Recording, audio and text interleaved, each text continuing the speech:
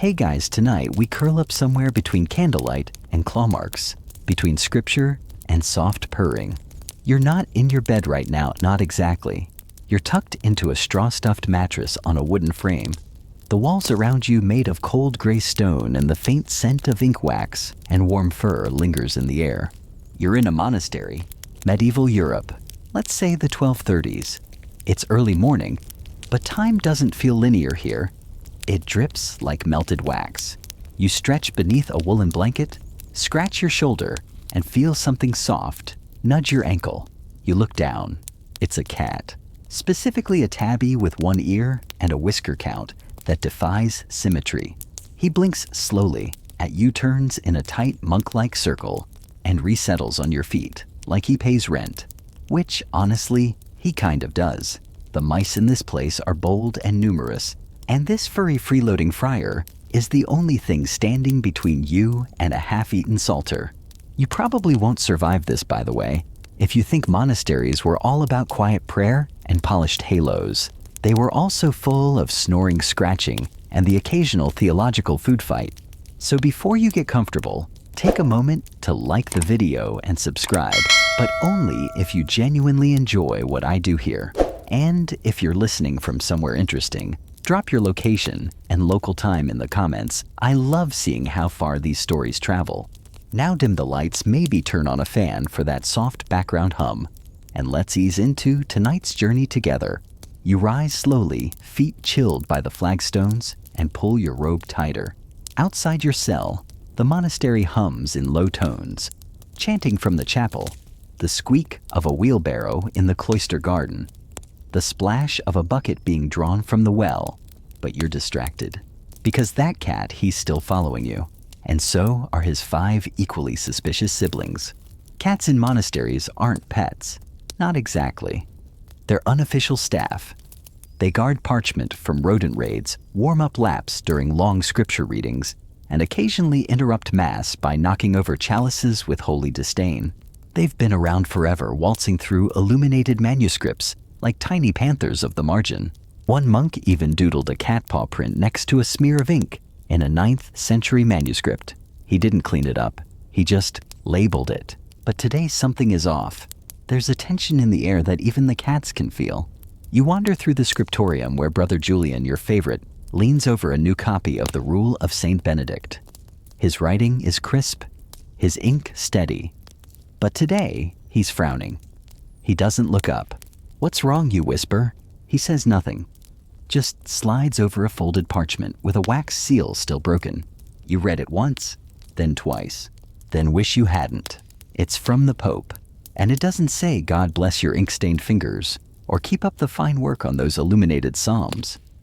No, it says something about heresy, about Satan, about cats, especially black ones. It's not an excommunication. It's worse. It's suspicion, a chilling, creeping kind. The kind that makes people burn things just in case. Brother Julian swallows hard. They say a letter went out to the archbishops. Vox in Rama. From Pope Gregory himself. You blink. Vox in what? He whispers the translation. A voice in Rama. It's biblical. It's dramatic. And it's clearly a problem.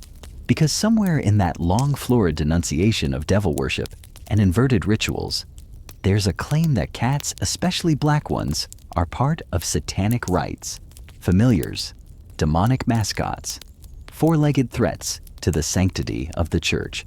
You glance over your shoulder. The tabby at your feet yawns, clearly diabolical.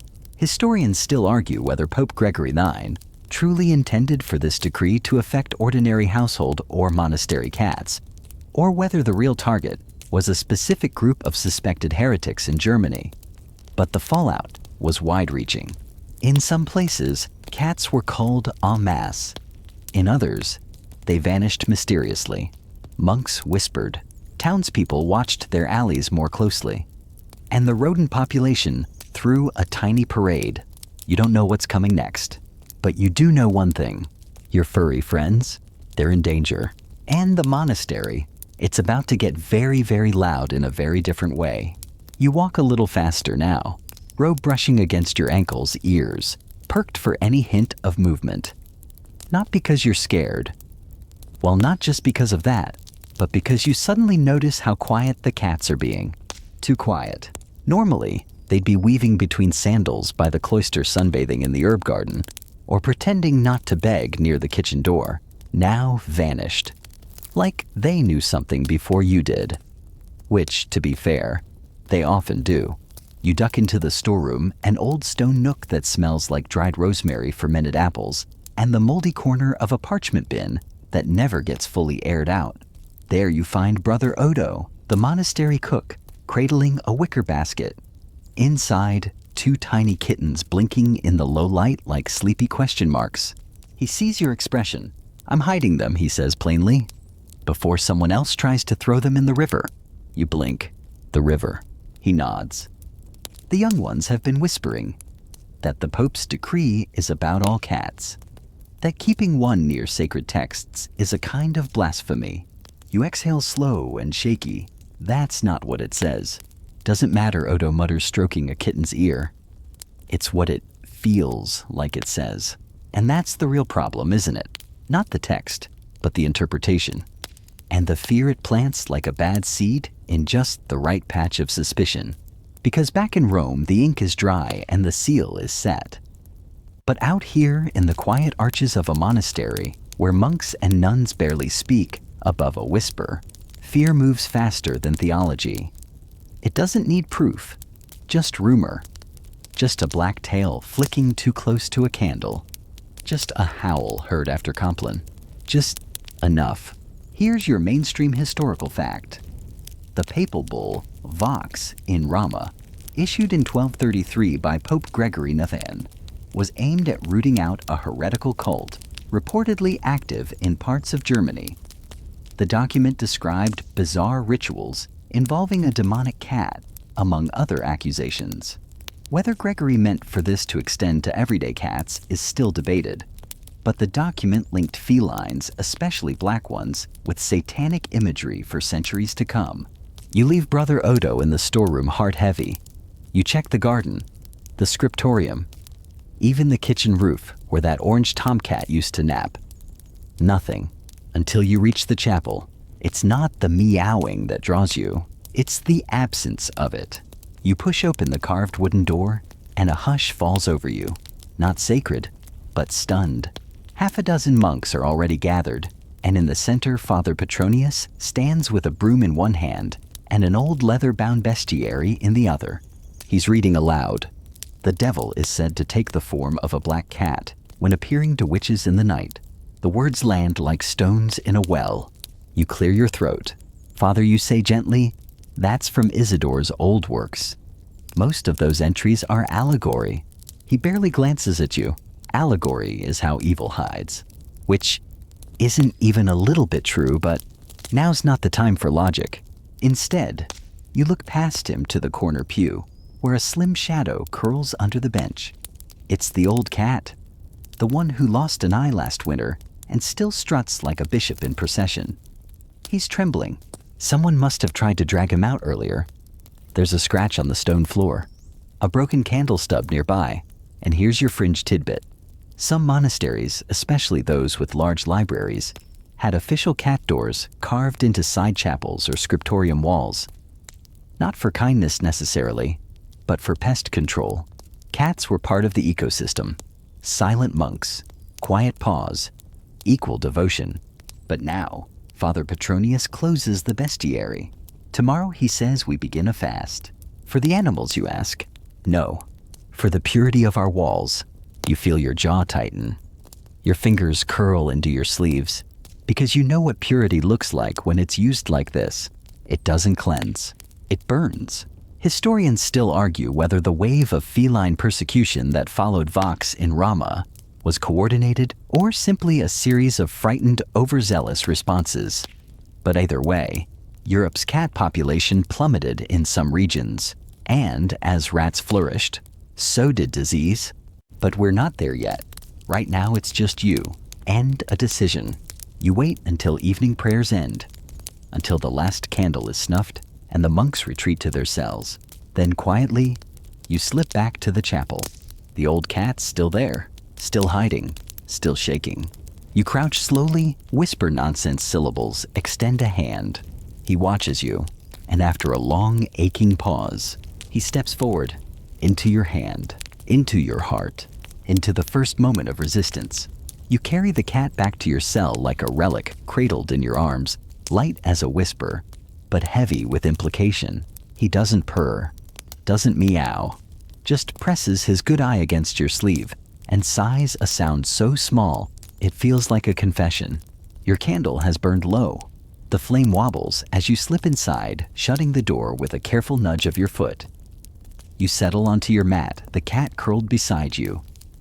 Now tail-tucked body, curled so tightly, he almost disappears into himself. You reach for the blanket, hesitate, then drape a corner over him instead. Outside, a breeze rattles the old shutter. You listen hard, not for threats, but for peace. For signs that this night won't end with shouts and accusations and hastily closed doors. You don't get peace, but you do get stillness. And stillness is enough. The next morning begins as it always does, with bells with breath with Brother Odo banging on the side of the bread oven, because he says it improves the crust. You rise, fold your blanket. The cat is gone, but only from the mat he's perched now by the window, one paw dangling over the ledge like a monk contemplating sin. You smile, briefly, then you hide him, because love you've decided will have to be stealthy for now. Your day goes on. It has to. You help with the laundry. You sweep the corridor. You recite the Psalms with a voice steady enough to pass for normal. No one asks. No one accuses. But the glances are longer now. The silence heavier. It's as if the whole monastery is holding its breath, waiting for the moment to become a memory. You'd think a papal bull would feel larger, like thunder, like fire from heaven, but it's not like that. It's like mold, slow quiet, growing in corners you stop noticing until the walls cave in. Here's your mainstream historical fact. Pope Gregory IX issued Vox in Rama in response to reports from the Inquisition detailing the activities of a heretical sect accused of worshiping a black cat as the embodiment of the devil. The bull's descriptions were graphic, lurid, and deeply rooted in medieval fears about witchcraft and inversion of sacred rites. It was the first official church document to link cats directly with demonic symbolism. That single declaration would ripple across Europe. Monks read it in dim scriptoriums. Parish priests passed it on sometimes with edits. Nobles heard it from confessors. Peasants with no parchment to read heard the version that traveled fastest, gossip. And what's gossip if not theology's cousin once removed?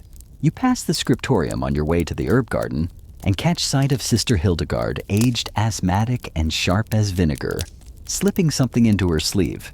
You pause. It's a kitten, barely bigger than a turnip. She meets your eyes, then looks away. Doesn't speak, just keeps walking. And suddenly you realize you are not alone. They're hiding them. Not all, not loudly, but quietly. In haylofts and apothecary shelves, in candle boxes and under beds. Every person who's ever reached for a soft paw on a cold night, every monk who's ever shared a crust with a pair of green eyes, they're resisting. Softly, silently, stubbornly. And here's your quirky tidbit. In some monasteries, cats were given unofficial titles. The Silent Brother, Mistress of the Scriptorium. One 12th century Irish manuscript even features a poem scribbled in the margins written by a monk to his cat, Pangur Ban, praising the feline's dedication to mouse catching as a parallel to his own scholarly work. Even the most devout scribes understood companionship, but you also understand the risk. Later that evening during dinner, Father Petronius makes an announcement. His voice is quiet, precise, measured like a scale. Any brethren discovered harboring animals associated with heretical practice will be subject to ecclesiastical review. There's no need to specify. You know what he means. The table stays silent. A few spoons clink against wooden bowls. A brother coughs, and the entire meal tastes like ash. Afterward, you retreat to the cloister, where twilight lays itself over the world like folded wool. The cat meets you there, emerging from under the bench tail.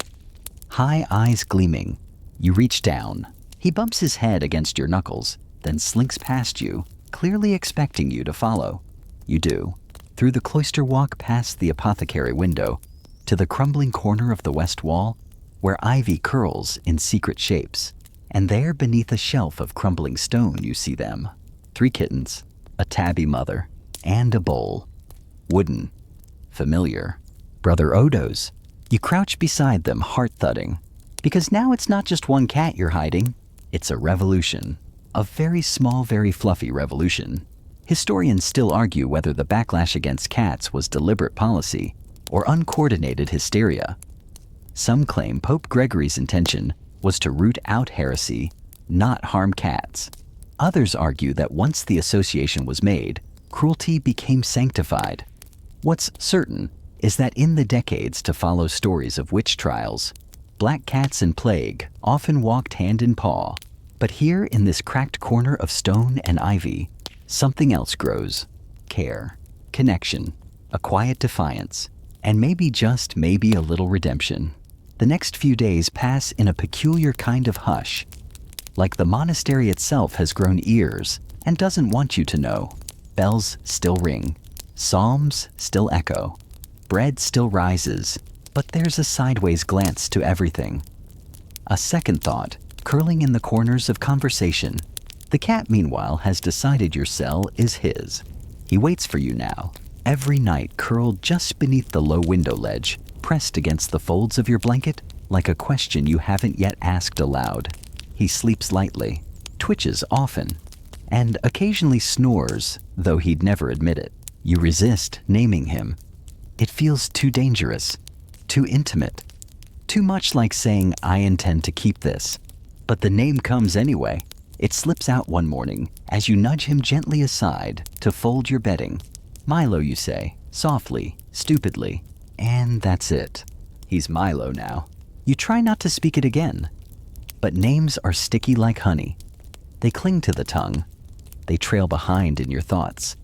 They echo in prayers where they don't belong.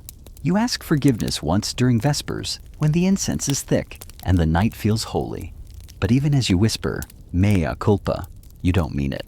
Not really. Because Milo has become something else. Not a pet, a presence. Here's your mainstream historical fact. Despite papal condemnation, cats were not fully eradicated from medieval religious life. Monasteries still recorded their use as vermin control. Some even kept unofficial bestiaries, noting the habits of their resident felines. Cats, for all their symbolic baggage, remained too useful and too beloved to vanish entirely.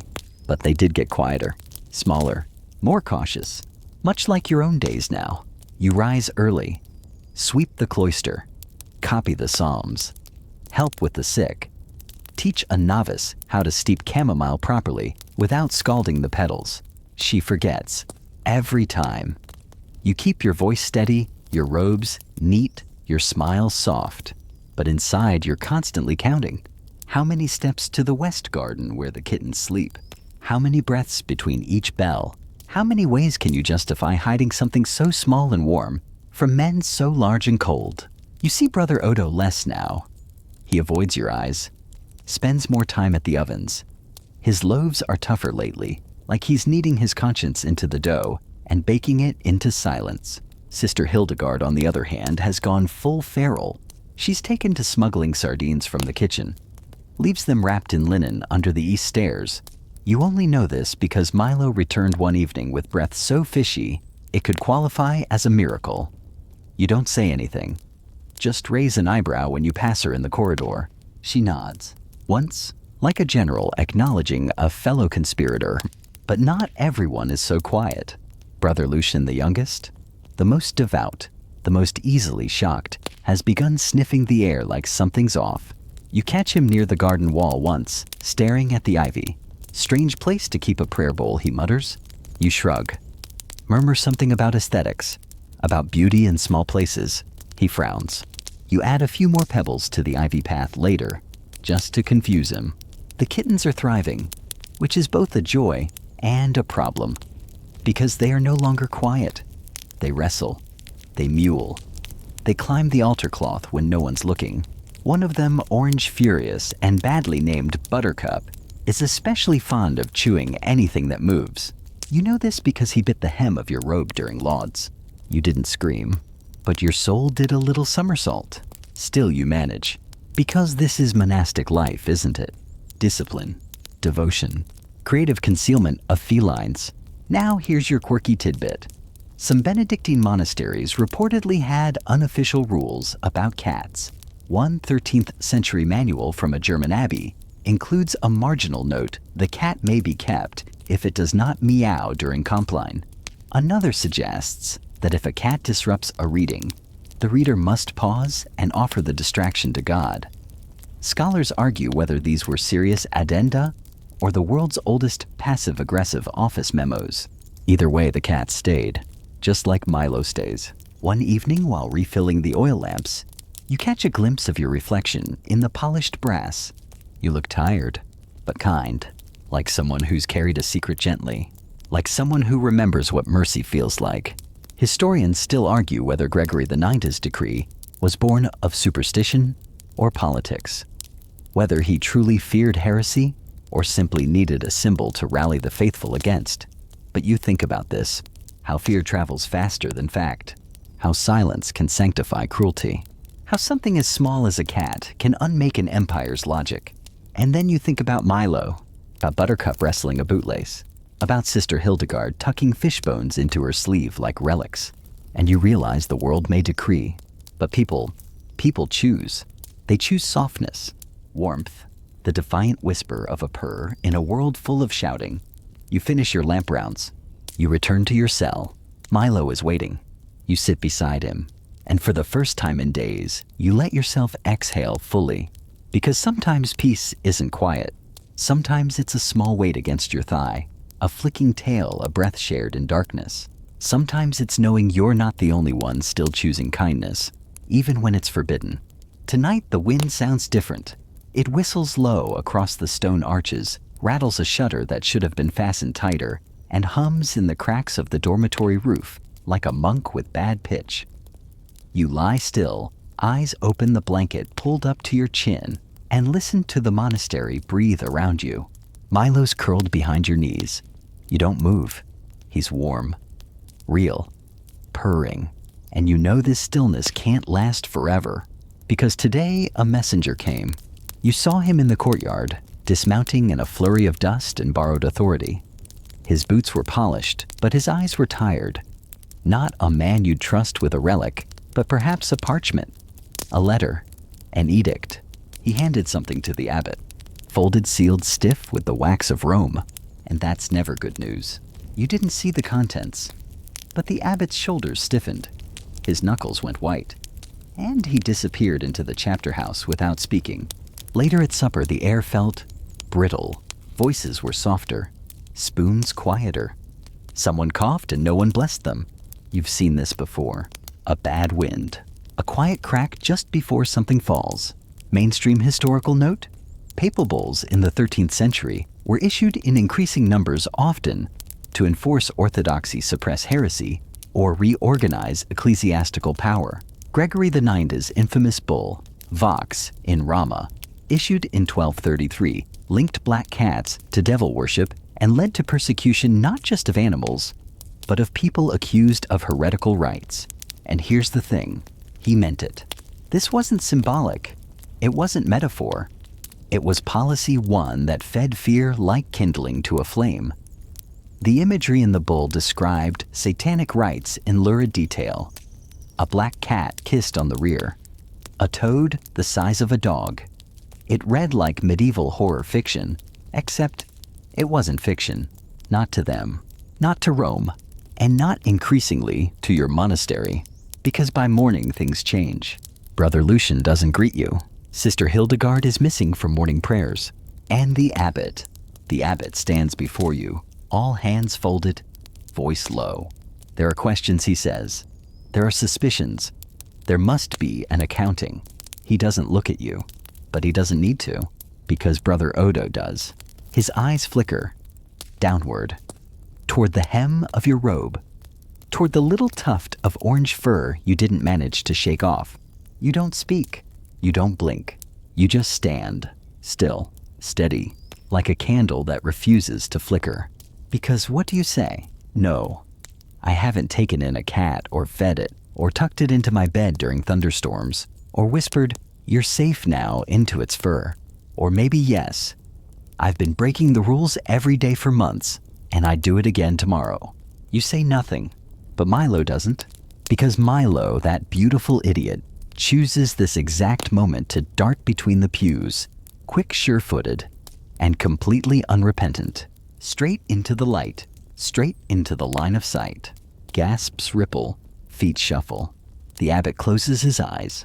And then, Sister Hildegard steps forward. She doesn't say anything either. Just scoops Milo up, tucks him under one arm, and gives you a look that could melt iron and set fire to doctrine at the same time. You follow. What else can you do? Outside, the wind has shifted again. It smells of rain, of rosemary, of the edge of something. Behind the cloister garden, there's a small storeroom. Disused, half-rotted. Once held turnips. Now it holds something else. A decision. Sister Hildegard lowers Milo into a woven basket, lined with wool. She tucks a scrap of bread in beside him. Then a ribbon, blue, her mother's, and she turns to you. You'll have to go, she says. Her voice isn't harsh. It's not even sad. Just practical, like she's suggesting you remember to water the basil. You nod, because you already knew. Because the moment the bull arrived, your fate was sealed in wax and suspicion. Here's your fringe historical tidbit. Some female monastics in the 13th century fled their orders not out of disobedience, but to preserve something greater. Refugee nuns hid in lay communities, continued copying scripture healing teaching. Some even smuggled cats, with them symbols of comfort, luck, or resistance, depending on who was telling the story. You will become one of them, a silent defector, not to the faith, but to the fear that warps it. You bundle your cloak, hide Milo beneath it. You leave at dusk, no dramatic farewell, no lantern-lit exodus, just soft steps, a hand on the ivy-covered wall, a prayer whispered to the moon. And beyond the gate, the road waits. Historians still argue whether the bull of Gregory IX truly caused mass feline persecution or whether the stories are overblown. Some say the link between papal decree and plague years later was exaggerated by Enlightenment critics. Others insist the ripple effects were real, lasting, tragic. But what's undeniable? Something changed, something cracked, something scurried into the shadows, carrying a purr and a promise. And it still hasn't left, because you're on the road now. Milo tucked close, your past trailing behind you, like incense smoke in a wind you no longer trust. But your pace is steady, your heart is clear, and in the dark, you carry your own light. Dawn finds you walking. The path is uneven, cobbled in places, worn to mud in others, but your feet move without asking. The rhythm of travel has settled into your bones, and the monastery's silence has been replaced with birdsong cartwheels and the occasional snore of a shepherd slumped beside his flock. Milo is awake now, his head poking from your cloak, like a furry scout, golden eyes blinking in the pale light. He yawns once. You imagine he's wondering if breakfast will materialize soon? You wonder the same. You left with nothing but bread crusts, a string of prayer beads, and the stolen calm of Sister Hildegard's final nod. She didn't say goodbye. Just be swift. And so you are. There's no destination. Just away. Just onward. Through the edge of the woods. Across the hill that once framed the cloister like a painting. Down into valleys where no one knows your name or cares who blessed your birth. This is freedom, sort of. Or exile, or maybe both. You reach a small village by mid-morning. It's not much, 2 lanes, a stone church that's lost most of its roof, and a mill with a wheel that spins as though reluctantly. But there's warmth here. A woman selling hot barley cakes nods at you, eyes flicking to the cat. You offer a silver coin. She waves it off. Just keep him off the table. You sit on a low wall and break the cake in half. Milo gets his share. He devours it like it owes him money. Mainstream historical note. As cat persecution rumors spread in the 13th century, fueled by superstition, papal decree, and later Black Death hysteria, some communities resisted the panic. In rural areas, Especially cats remained valued for controlling vermin. In certain Mediterranean regions, black cats were even considered good luck. Context was everything. And you're lucky today. No one chases you. No one whispers. No one spits when Milo walks past. They just let you be, which feels radical. You spend the day helping at the churchyard raking leaves with the local deacon. He doesn't ask questions, just hums an off-key hymn and hands you a second rake. Milo naps in the suntail twitching. By sunset, the innkeeper offers you a cot in the loft. It smells like grain and mouse droppings, but it's dry. You fall asleep faster than expected. Milo pressed against your stomach like a furry prayer stone. Days pass like that. You become part of the scenery.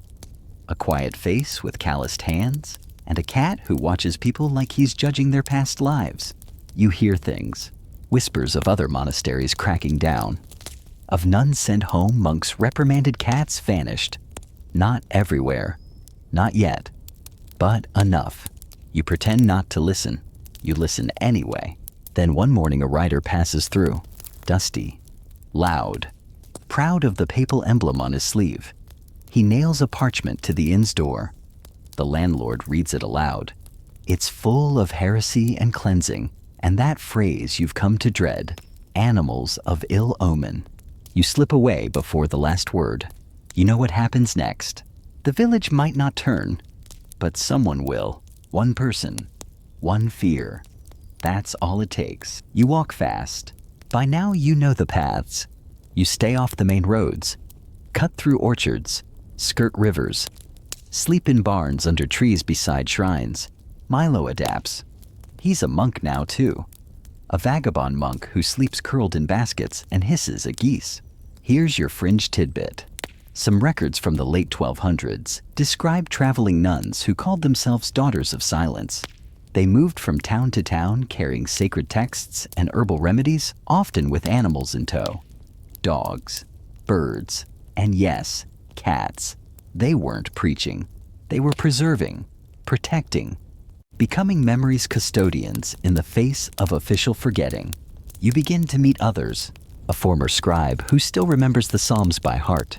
A healer who was once an abbess, now tending chilblains and fevers in exchange for turnips.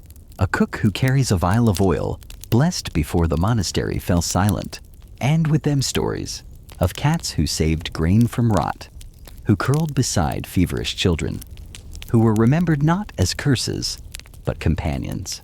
Historians still argue whether the papal decree ever truly reached rural corners, or if it fizzled in translation, lost in fear and local superstition. Some say entire regions ignored the ban. Others insist it spread like smoke, smothering logic. You've seen both. You keep moving. Winter approaches. You gather roots, dry herbs, barter for boots. Milo grows thick-furred smarter about firelight and foxes. He mews at stars sometimes. You don't ask why. You just listen. Because in this world, listening is everything. You listen for trouble. You listen for kindness. And when you find a village with an old shrine and an open door and a woman who says, "Stay the night if you like," you know you found something precious. So you do. You stay. You chant. You copy. You teach the children their letters and how to press ink from oak galls. You whisper old prayers when no one is listening. And when Milo leaps into a widow's lap and purrs so hard he nearly vibrates, you let her keep him, just for the night, just to remember, just to soften the world one heartbeat at a time. Snow arrives softly, like a suggestion rather than a storm. You wake one morning to the world, wrapped in pale hush, the hills whitewashed beneath a sky that forgets how to be blue. The trees wear frost like lace. Smoke drifts from chimneys in slow curls, as if even fire needs extra time to stretch in the cold. You wrap yourself tighter in your cloak and step outside, boots crunching over the path toward the shrine. Milo bounds ahead, tail up like a banner, leaving paw prints that look almost like tiny sigils. He stops to sniff a snow-covered stone, sneezes. Once, then bolts toward the stable where he's made friends with a half-blind hen and a grumpy mule. The days are shorter now. Sunrise is lazy. Dusk arrives with haste. But inside the shrine, it's warm. lamplight blankets broth. The woman who keeps it. Sister Letta, though she long ago dropped the title, tends a brazier with one hand and stirs soup with the other. She claims she can still recite all of Luke's gospel backwards in Latin, though she refuses to prove it until someone offers her a decent loaf of rye. She lets you stay through winter. No questions, no conditions, just company and silence, and occasionally laughter so sudden it scares the cat. You copy sutras again, on birch bark, on stitched parchment, even once carefully on a length of bleached linen, just to see if it would hold the ink. It does, barely. Mainstream historical fact. During periods of unrest, monastics sometimes resorted to copying sacred texts on unconventional materials. Scraps of textile palm leaves, even wood panels, anything that could be preserved and hidden, especially when certain texts or practices had been labeled subversive. You store your pages in the shrine's root cellar, nestled in sealed pottery jars beside salted cabbage and bundles of garlic, just in case. And that's the season just in case. Every footstep outside is a maybe. Every knock at the door, a held breath. But most days, it's nothing. A passing hawker, a lost goat, a neighbor looking for sage or warmth, or someone to sit beside and remember things with. You become that someone, the one who listens, the one who writes, the one with the cat who always knows when to curl into a lap just before the tears come. One day while gathering firewood, you meet a boy with ink-stained fingers. 10, maybe 11. He follows you back to the shrine and watches you write with the kind of reverence most kids reserve for fire or pie. You hand him the brush. He draws a tree. A terrible tree, if you're honest. Crooked. Over-inked. Half root, half lightning. But his eyes shine. And you smile. Because he's not drawing a tree. He's learning a spell. A memory. A mark that means, I was here. You give him a new sheet. This time you show him a character. Mercy. He copies it. Shakily. Then again, smoother. And again. That's how the rhythm returns. Not with trumpets or sermons or papal pardons, but with practice. Quiet repetition. A breath. A brushstroke. A hand that learns how to speak even when the mouth is afraid. You teach more children, some of the older villagers too. Farmers' widows, the shepherd who claims to have seen a talking crow during his fever week. They gather in the shrine's narrow nave with its cracked walls and mismatched chairs, and they learn. Letters, chants, gentle ways of remembering who they are. You don't call it a monastery, but it is one, of sorts. Here's your quirky tidbit. There's one recorded instance, circa 1287, of a rogue nun operating an unauthorized half-convent from a bakery attic in eastern Flanders. She copied psalms onto the inside of pie boxes. People ate the pies and kept the boxes. The boxes, by the way, survived longer than the bakery. And you aren't writing in pie boxes, but you are baking bread. You're stirring porridge with cloves. You're threading old cloth into new robes. You're singing lullabies that began as chants. And Milo, he sleeps through most of it. Except when the children arrive, then he's king again. Leaping from chair to bench to ledge tail, high eyes half-lidded with ancient wisdom. They adore him. Think he's magical. You don't argue. Some myths don't need correcting. Historians still argue whether movements like yours, unofficial, unblessed, gently rebellious, truly counted in the eyes of the church. Whether spiritual life outside the formal structures was legitimate or dangerous. But you already know the answer. You know it when the widow with a limp comes every week for prayer, when the boy with the terrible tree draws a perfect grace character in spring, when the old mule lets Milo nap on his back without protest. You know it every time a voice joins the chant, untrained but sincere, because legitimacy isn't handed down, it's lived. It's built from warmth and ink and the soft weight of a cat asleep beside your scroll. Snow thaws. The hills return. The door is never locked. And the rhythm continues, one prayer at a time. Spring comes quietly, but it comes. The wind shifts. First, less bitter, more curious. Then the soil, darker, richer, looser beneath your boots. And one morning when you open the shrine's creaking side door, the plum tree by the gate has bloomed. You blink at it like an old friend who just arrived unannounced. Milo blinks too, then attempts to eat a fallen blossom. He's still working on impulse control. There's something about the first warm days after winter that make even the damp seem romantic. Birds return messy and hopeful building nests, like they've never heard of disappointment. Children come barefoot trailing mud and stories. Old men bring apples. Young women bring news. Even Sister Letta starts humming more often, though she claims it's only to ward off flies. You return to copying work in earnest.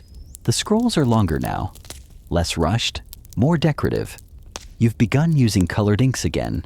Saffron yellow lake, green cinnabar red. Each stroke a kind of blessing. One afternoon, you add a tiny gold leaf to a passage in the Diamond Sutra. Just a sliver, but it catches the light like a secret. Mainstream historical note: gold leaf embellishment was a common practice in illuminated manuscripts, not just for aesthetic reasons, but as an offering. The time and effort it took were seen as devotional acts, and while monks are more often credited, nuns in certain orders developed their own ornate traditions, some as lavish as any cathedral scriptorium. Your fingers are steadier now. Your back aches less. You take breaks in the garden planting herbs that smell like healing. Basil, chamomile, hyssop, and mint. Of course, though, you learned your lesson and keep it far from the rest. That boy, the one with the crooked tree, he brings you a sprig of lavender and a perfectly folded prayer slip. It says, "Thank you for the words." You pin it beside the doorway, just under the bell. More villagers come. They're not sure what to call this place anymore. It's not a monastery, not officially, but they call it something anyway. The Shrine with the Cat. Simple, true. Milo approves. Here's your quirky historical tidbit. In parts of southern Italy during the late 13th century, certain convents reportedly used cats not just as companions, but as symbolic scribes. One legend tells of a cat trained to sit beside completed scrolls, supposedly absorbing the holy knowledge to protect it. Unlikely? Yes, but someone painted it. And we all know art is truth adjacent. The local priest visits eventually. He's polite, curious, slightly anxious. You serve tea. He notes the sutras, the candles, the small choir of women singing evening verses in the garden, and the cat perched like a judgmental gargoyle on a windowsill. He clears his throat. I heard there was a monastery forming. You smile gently. There is.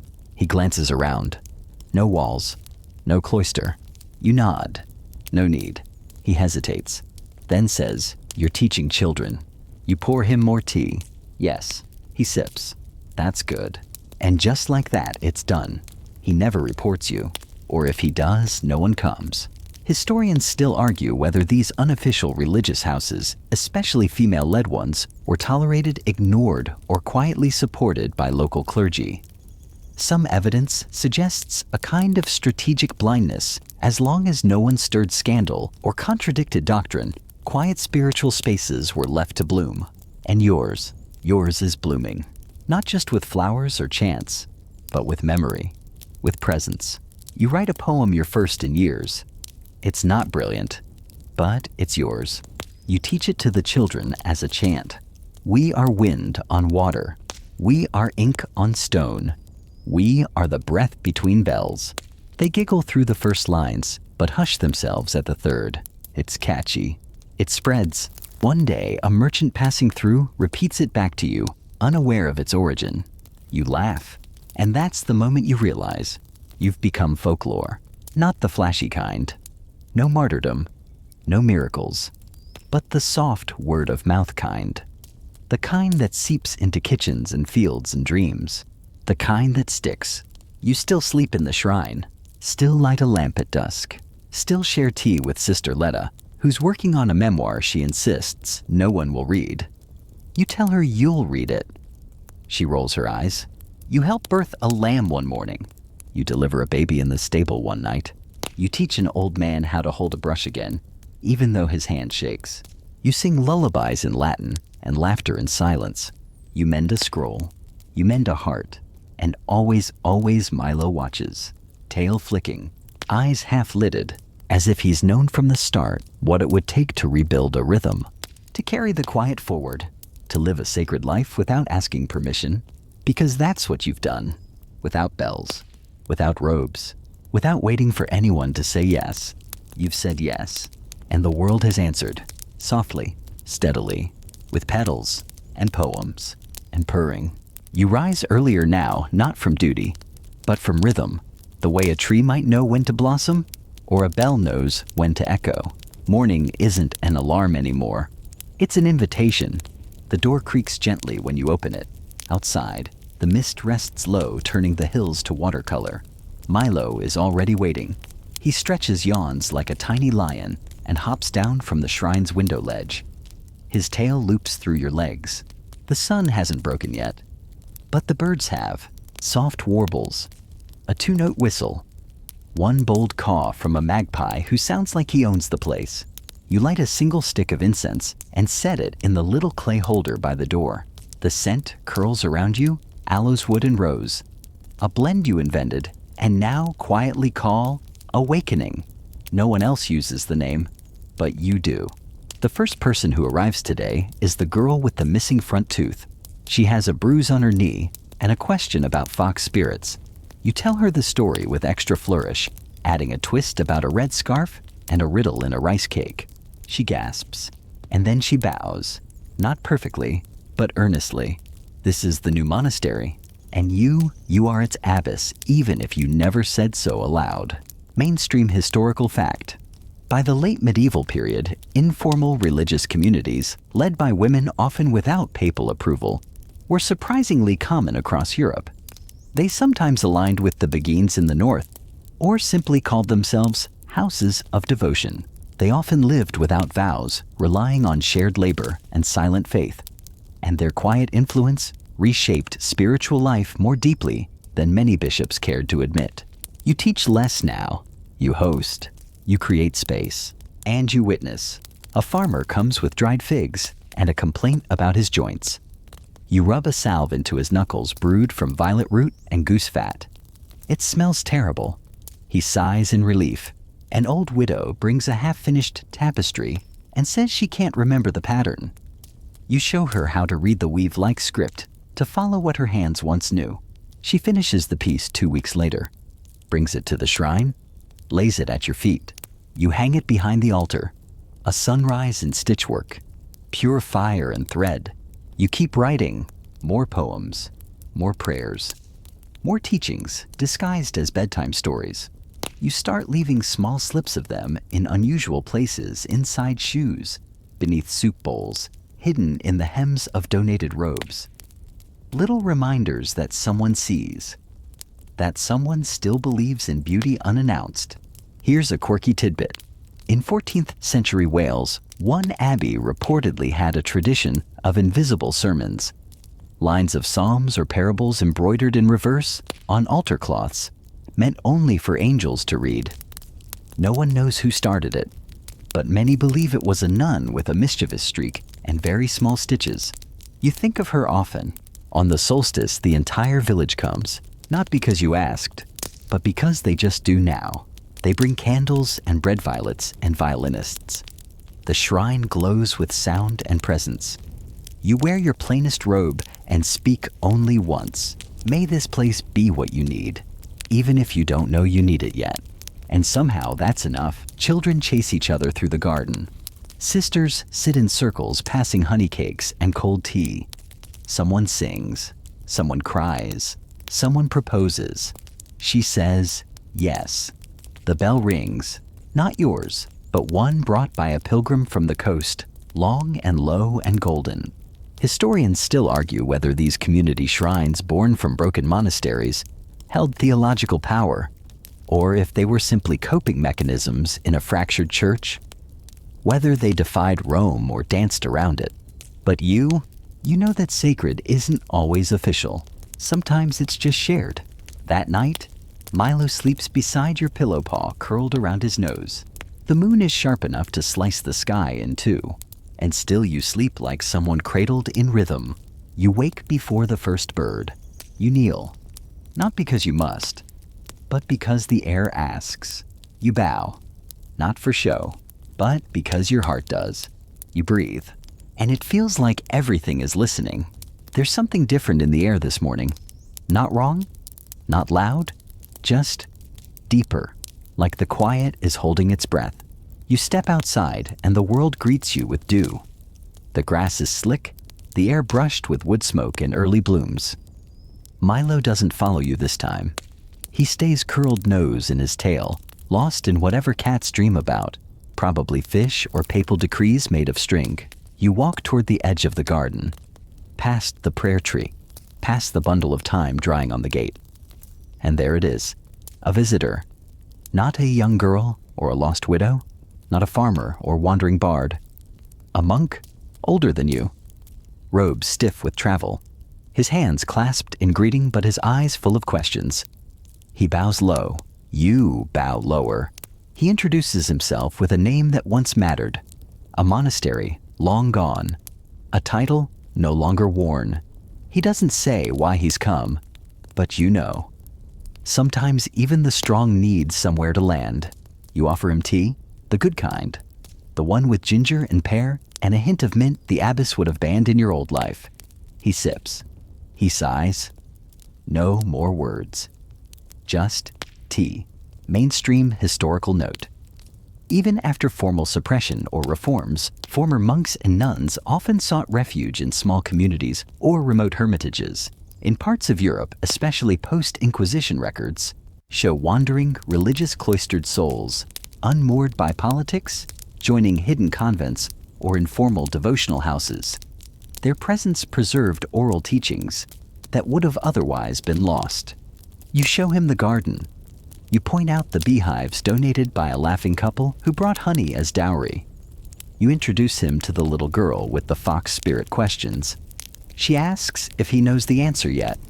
He promises to ask the wind. That night he sings during evening prayer. His voice is cracked and wild. Everyone listens.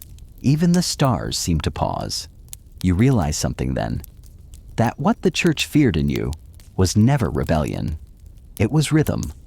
The rhythm of persistence, of presence, of care unapproved and kindness uncontained. You sleep well. You always do now. No more fear of scrolls being burned. No more flinching at footsteps. No more wondering if silence is safety or punishment. This is what has grown from what was once buried. This garden of ours. This monastery of the unspoken. And this life ordinary radical deeply alive. One day someone will write your name, not in a headline or holy edict, but in the back of a journal. A little note about the woman with the tea and the cat and the laugh that healed things. It will be enough, because now your legacy is everywhere. In stitched banners, sung verses, sun-warmed benches, and crumbs left for birds. Historians will keep debating. They'll squint at parchments and argue theology. They'll wonder whether the nun who defied the Pope ever regretted it. They'll ask whether cats were ever really banned, or if that was just a metaphor. But here's what they won't see: Milo curled beside the altar, purring like the universe remembering itself. The girl, now older, leading a chant with a voice that cracks beautifully. The monk planting lavender with his robe sleeves rolled high, and you standing in the doorway, wrapped in lamplight and jasmine smoke, still listening, still steady, still here. Because grace is not permission, it is presence. And you were never banished. You were only waiting to begin. And now let the story fade gently, like ink drying on a worn page, like footsteps down a stone corridor, long after dusk. You've traveled far tonight through cloisters and kitchens, through silence and scandal, through the warm hum of chant and the cold stillness of exile. You've walked barefoot through rebellion, knelt in rooms where the air was heavy with meaning, and watched as a monastery bloomed again where no one thought it could. Not through fire, but through care. The kind of care that asks nothing in return. So breathe now. Let the rhythm of your own body echo back what you've heard. The rustle of robes in the dark. The purr of a cat beside a scroll. The crackle of bread in a quiet hand, that's the rhythm of peace. And as your mind drifts, maybe toward dreams, or maybe just toward stillness, know that this story isn't quite over. It lives in you now, tucked between breath and memory, whispered like a prayer that's never fully said aloud. Sleep if you haven't already. Rest like you've earned it.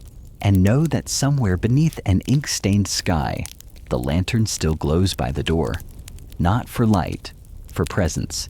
Thank you for joining us on this journey today.